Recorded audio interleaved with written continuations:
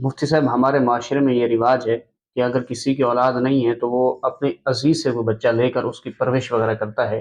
اور وہ لکھ کر بھی دیتے ہیں کہ یہ بچہ اب آپ کا ہی ہے۔ اب ظاہر ہے اس بچے نے بڑا بھی ہونا ہے، اس کا شناختی کارڈ ہو گیا، اس کے بعد یا پھر بے فارم وغیرہ ہو گیا۔ اب جب اس کا بے فارم بنے گا یا شناختی کارڈ بنے گا تو شناختی کارڈ میں والد کے خانے میں اس کے حقیقی والد کا نام لکھا جائے گا، یا پھر جس نے پالا ہے، جس نے پرورش کی ہے، اس کا نام لکھا جائے گا؟ جہاں تک بات ہے کسی بچے کو لے کر پرورش کرنا اور اس کی دیکھ بھال کرنا، یہ تو صحیح جائز اور درست ہے، کوئی صحیح ممانعت نہیں ہے۔ لیکن یہ بات مد نظر رہنی چاہیے کہ بچے کے جو ڈاکیومنٹس تیار ہونے ہیں، بے فارم یا دیگر کاغذات اس کے بننے ہیں، آئی ڈی کارڈ وغیرہ، صحیح تو وہاں جہاں والد کا خانہ ہوتا ہے اس میں حقیقی والد کا نام لکھنا ہی ضروری ہے۔ صحیح والد کو چھوڑ کر کسی اور کی طرف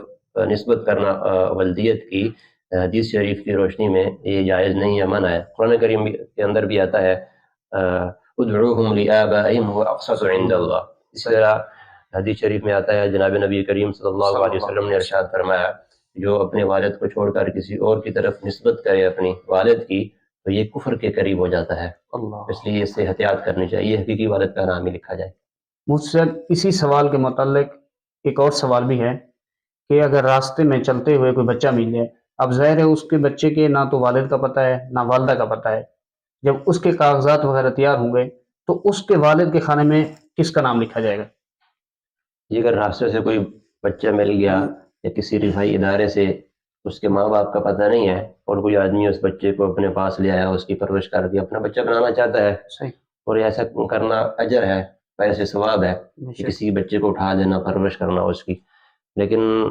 جب اس کے ڈاکومنٹس تیار ہوں گے، بے فارم صحیح وغیرہ، تو ظاہر سی بات ہے کہ اس کے والد کے خانے میں والد کا نام لکھنے کی ضرورت پیش آئے گی۔ بالکل۔ اب اس بچے کا پتہ ہی نہیں ہے کہ بچہ کس کا ہے، اس کے ماں باپ کون ہے،